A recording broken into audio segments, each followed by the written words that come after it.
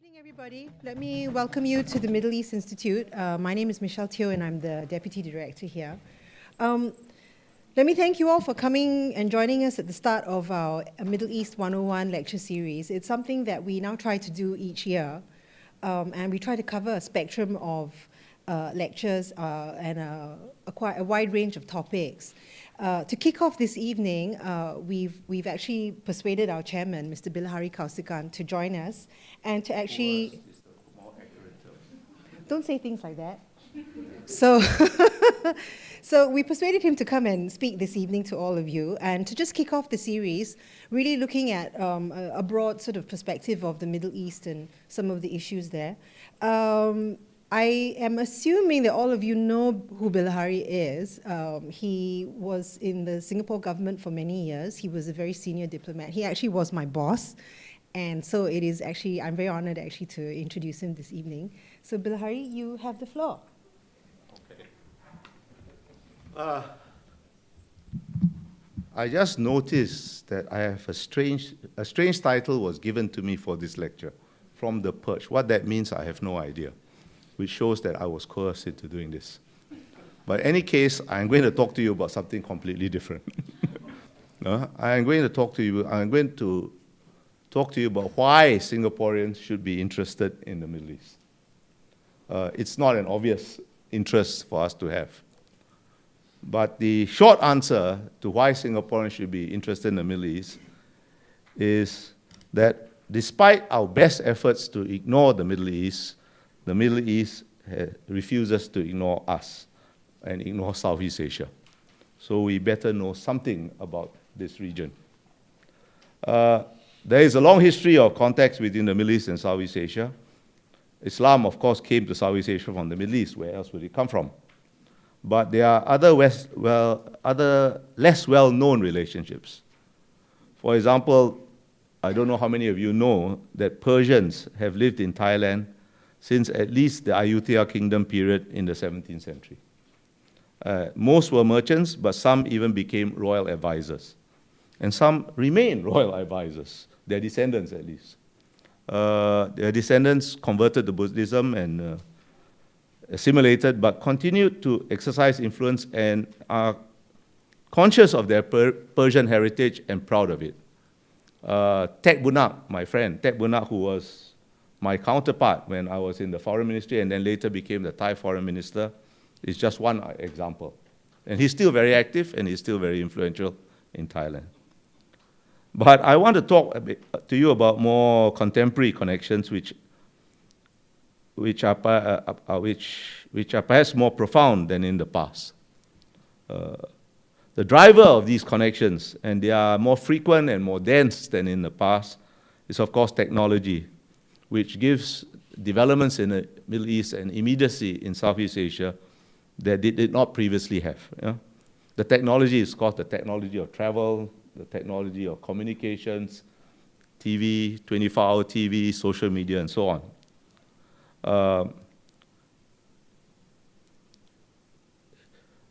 And I can give you this from a personal anecdote. When I joined the foreign ministry too many years ago for me to want to admit, my first job was desk officer for the Middle East,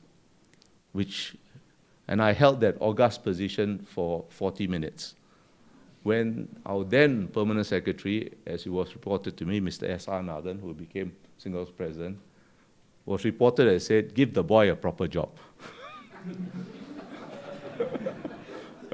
And he was not wrong, because the whole total of our Middle East policy was, we had one mission in Cairo, because Cairo was then a leading light of the non-aligned movement, and we were quite desperate for recognition. We had a consulate in Jeddah, which is mainly to serve the Hajj, with Singapore Muslims going on the Hajj. And that was it. We had a close relationship with Israel, which was one, started as a defense relationship, but that was it. Even oil wasn't such a great concern, because Singapore is the oil refining center, and the oil majors brought the oil to Singapore. We didn't really have to worry too much about it. Today, we have a much denser network of relationships in the Middle East and missions. We have Cairo, we have Riyadh, we have Jeddah, we have Dubai, we have Abu Dhabi, we have Muscat, and we have Doha. And that pretty much covers the things that are of immediate interest to Singapore. What drove this was essentially, initially, a defensive agenda. I told you that we tried to ignore the Middle East, but the Middle East refused to ignore us. And we discovered that there were networks, terrorist networks, inspired by Middle Eastern terrorist networks. And so we thought we better better learn more about this. And in fact, this institute started from that. At the end of my career, I come kind of full circle because it was then Prime Minister Goh Chok Tong asked me to start this institute because we thought we needed alternative perspectives of this region that we didn't really know much about then and still don't know very much about now.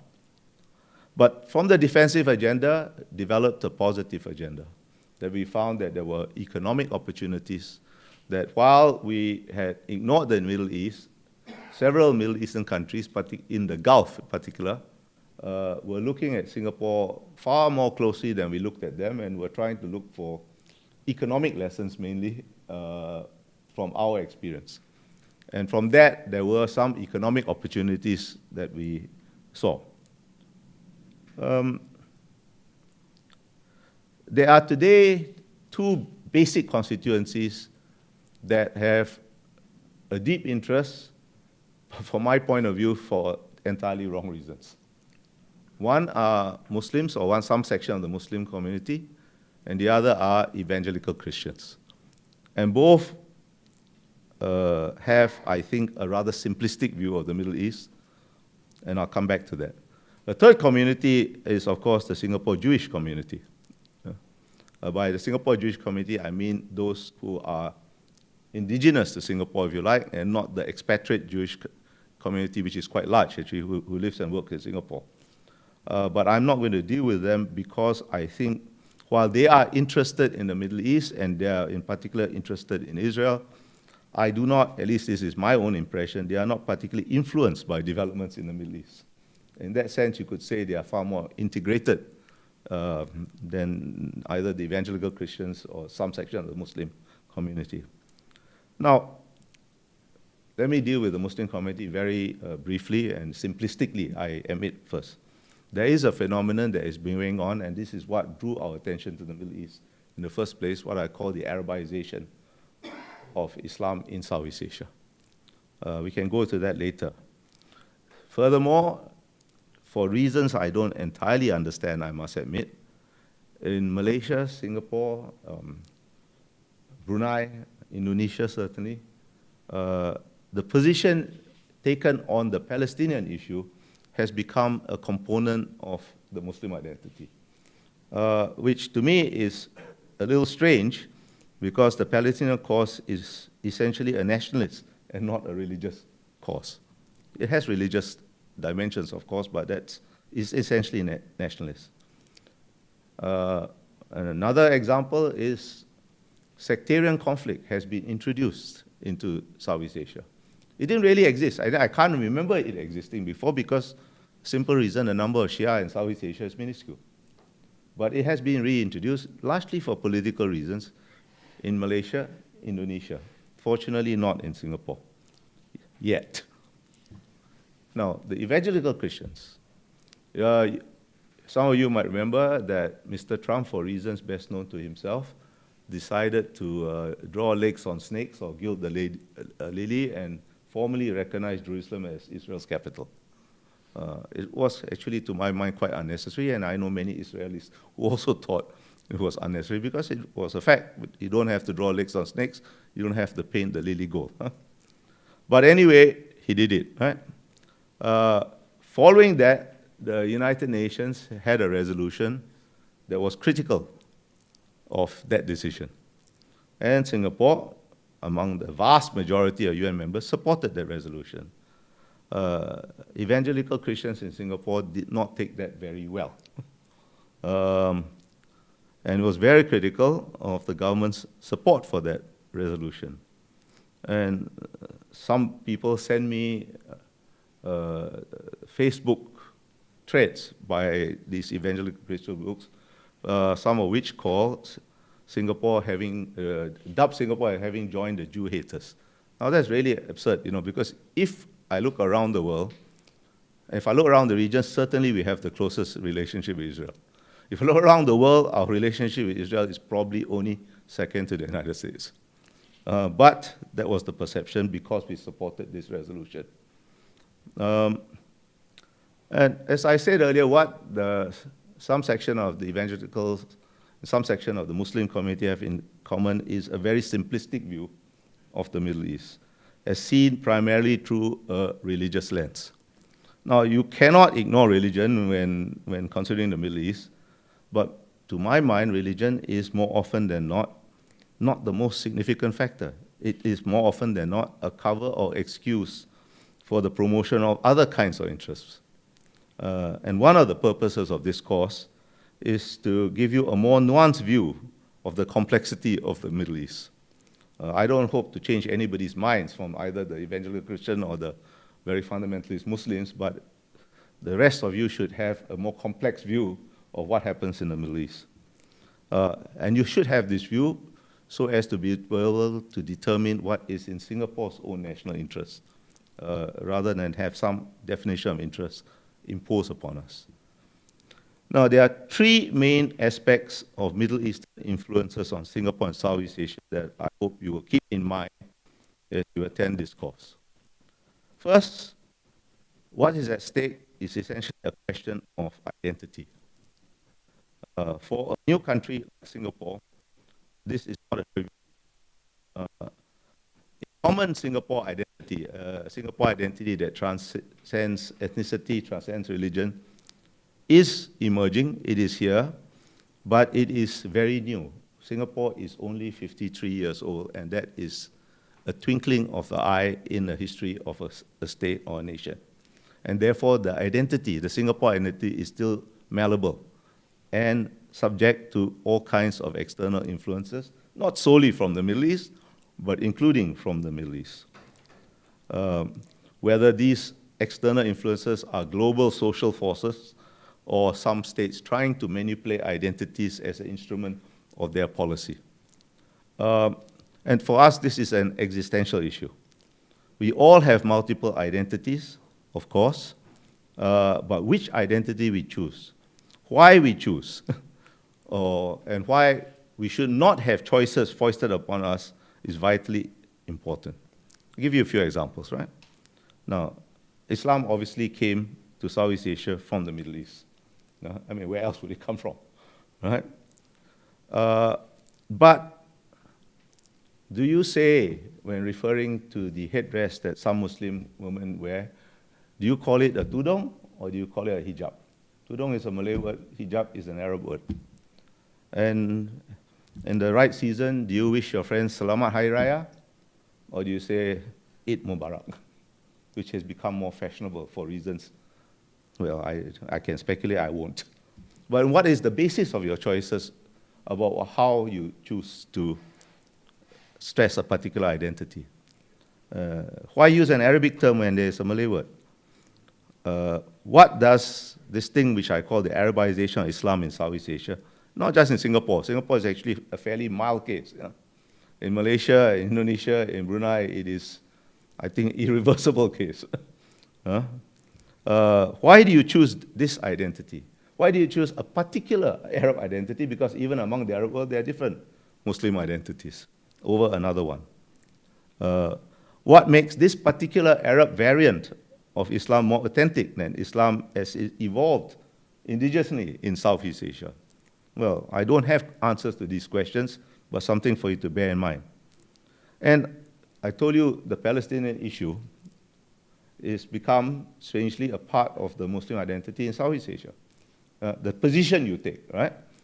But I have found that even those who hold strong views on Palestine don't really have a deep understanding of the complexities of the issue. I'll give you just one small example. Earlier this year, I was in Israel. I went to the West Bank. I went to Ramallah to see some friends of mine. I went to a town near Ramallah called Taipei. And there I had nice lunch and I drank their rather delicious beer. And I posted a picture, a bit mischievously, I must admit, on my Facebook.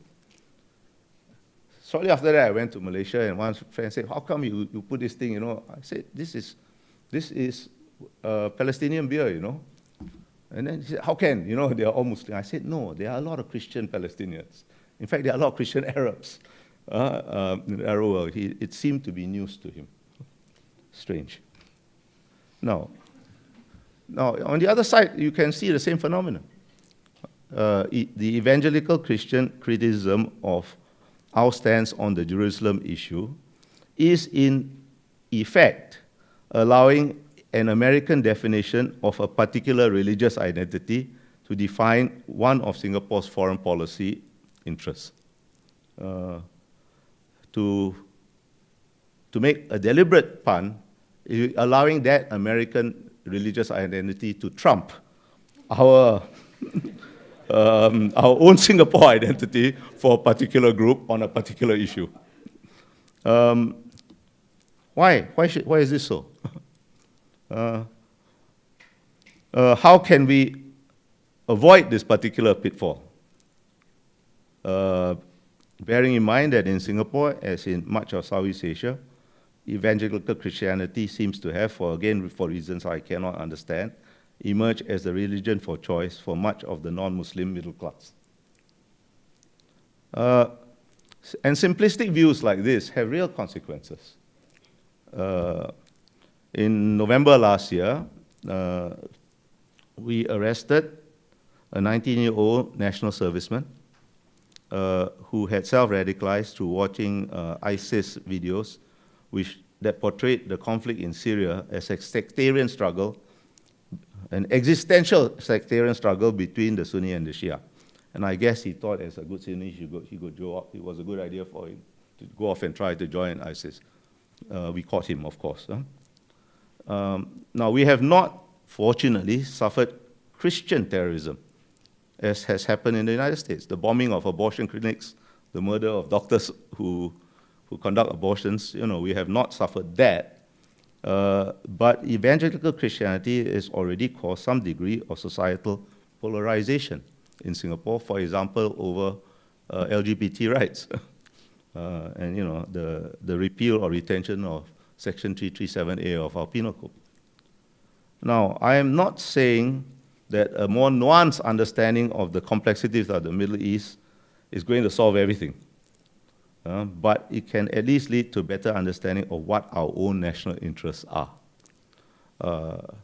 Last year, my friend, I still consider him a friend, but what he considers me, I'm not sure, Kishore Mahbubani, used the analogy of Qatar to advocate a particular foreign, Qatar being confronted by Saudi Arabia and UAE, to advocate a particular foreign policy line. Now, that analogy was wrong in so many dimensions, I'm not even going to try to explain it to you, all right? But anyway, this question of identity is a very fundamental one. No, everybody can be Muslim or Christian or, or Baptist or, or Jewish or, Zoroastrian. We have them in Singapore. Or you can be anything you want, but it should be a Singapore Muslim identity, a Singapore Christian identity, Singapore Jewish identity, and so on. So that's one fundamental reason why you should be interested in the Middle East. The second is the influence of Middle East on politics in our region, in particular on politics in Malaysia and Indonesia. I spoke about the Arabization of Islam. It has changed fundamentally the texture of Muslim communities in these countries, much more so in Malaysia than in Indonesia, but Indonesia is on the same trajectory. It will take longer for the simple reason it is a much larger place. And by changing the texture of the communities, by changing the way these Muslim communities interact with non-Muslim communities in these countries, it's changing the politics, right? And I don't mean, for example, the recent change of government in Malaysia. That's a change of government. It is not a change of system. my Malaysian friends, especially the non-Malay friends, are delusional. I tell them to just look at the demographics of Malaysia. The non-Malay or non-Bumiputra is declining precipitously. Politics in Malaysia is going to get more Islamic, it's going to get more Malay. You can already see PAS and UMNO making common cause. And I will not be surprised after a certain strata of UMNO is put safely in jail. What remains of UMNO and one part of Dr. Mahathir's coalition may make common cause. Anyway, that's a bit of a diversion, but I think these influences, which ultimately can be traced to the Middle East on how Islam is conceived and practiced in our neighboring countries, and to a small, lesser degree, but a real degree in Singapore too, are irreversible changes. And they are much more complex changes than, Saudi Arabia or Kuwait or somebody, funding madrasas, funding mosques, and so on. Because you don't allow that in Singapore, and you still have that phenomena to some degree. I think you should keep this in the back of your mind. And therefore, again, some developments in the Middle East are going to have a profound influence. One example is Prince Mohammed bin Salman of Saudi Arabia's attempts to reform Saudi Arabia, both in the economic sense and in the religious sense. It will have a significant influence whether he succeeds or whether he fails. And third, and I'm going to spend a little bit more time on this, the Middle East, the geopolitics of the Middle East has an influence on the geopolitics of East Asia with an immediacy it did not have in the past, or at least not in quite the same way. This is a vast topic, and I'm only going to touch on a few aspects. For example, I'll give you some of the past examples, very obvious ones. The 1973 oil embargo affected this region as it affected the whole world. And for Singapore, you know that when we were asked to leave Malaysia, we had no Singapore armed force. We asked almost every damn country in the world to help us. All of us turned them down, except Israel. But a few months after the Israeli advisors came here, the Six-Day War broke out. And everybody was crossing their fingers. Imagine if Israel lost, what it would mean for us. All right? But fortunately, they didn't. Okay? Now, more immediately, is how developments in the Middle East, geopolitical developments in the Middle East, influence the key strategic issue of the region. And that is the adjustments underway between the US and China as they seek a new modus vivendi with each other and with other countries in this region.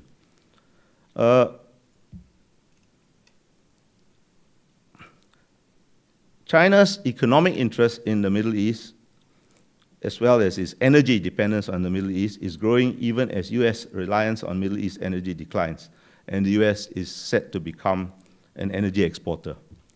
And this implies a major reorientation of US interests. The US was the key security provider in the Middle East. But the exhausting wars that the US fought in the Middle East, fought and did not win, was careless enough not to win them, in the Middle East after 9/11 are the longest in American history. And you can draw a straight line between those wars and significant change in American domestic politics that led first to Obama and then to Mr. Trump. They are both different sides of the same phenomenon. Neither will thank me for saying that, but they are, in fact, both. And both were very clearly intent on retrenching American interests from the Middle East. For different, not exactly the same reason, but very similar reasons. Now, I don't think the US is ever going to entirely leave the Middle East, but there is already a vacuum of major powers that can only be partially filled by Russia and regional powers like Egypt, Saudi Arabia, Turkey, Israel, and Iran. So what role will China play? How will it play this role? So far, China's strategic role in the Middle East has been minimal and largely rhetorical. It has sold some arms here and there. It has dipped its toe in the water here and there. But basically, it has tried to keep its interests economic. And thus, the impact of US-China or the geopolitics of the Middle East on US-China relations in this part of the world has so far been actually sort of indirect through the perceptions rather than any direct effect. For example, when the so-called Arab Spring, a really bad metaphor, broke out in 2011. Bad metaphor because people forget after spring comes summer, and Arab summers are extremely hot. Well, when the Arab Spring broke out, in the space of 1 week, the US went from considering Mubarak, President Mubarak in Egypt, as a staunch 30-year ally to almost a pariah, will not even give him safe refuge, right? And it resonated in this region because it resonated with how the US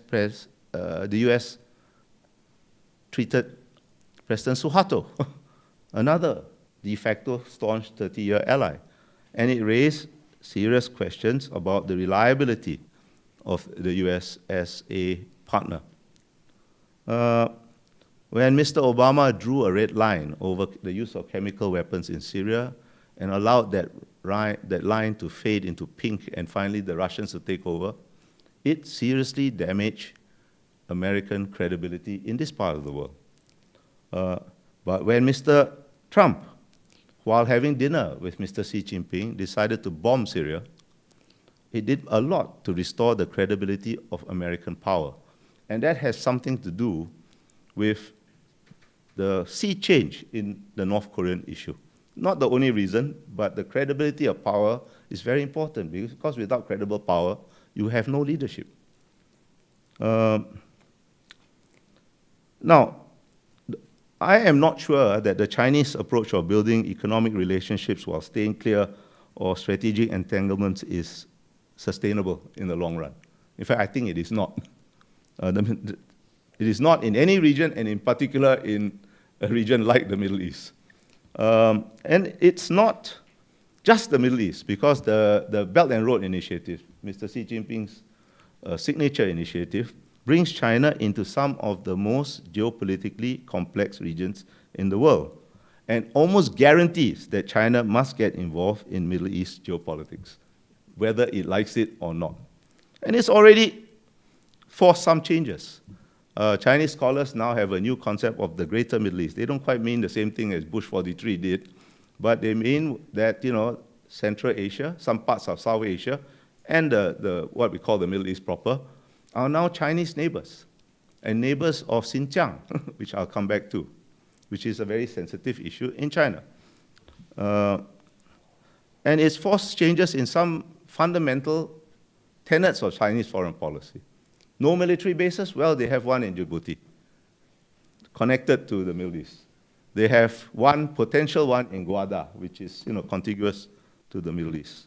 Non-interference? Well, PLA irregulars, armed police or PF soldiers working for so-called private security companies are already deployed in Afghanistan, Tajikistan. So where will this lead? And how will China deal with regional fault lines like between Israel and Iran, UAE, Saudi Arabia and Qatar, Saudi Arabia, UAE and Iran? So far, so good. The Chinese have avoided entanglements. Is this sustainable over the long run? I am not sure. In fact, if you ask me to bet, I will bet no, it is not.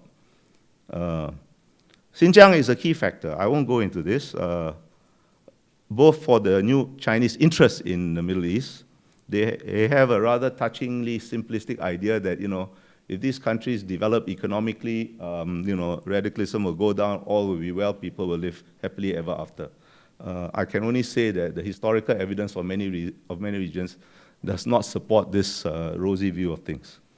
How they deal with their own Muslims, not just the Uyghurs in Xinjiang, but the other Central Asians that have certain amount of, that form certain amount of China's Muslim population, and the Hui, which are ethnically Han but happen to be Muslim, it has not been unnoticed, even though no country right now is prepared to make a big fuss about it.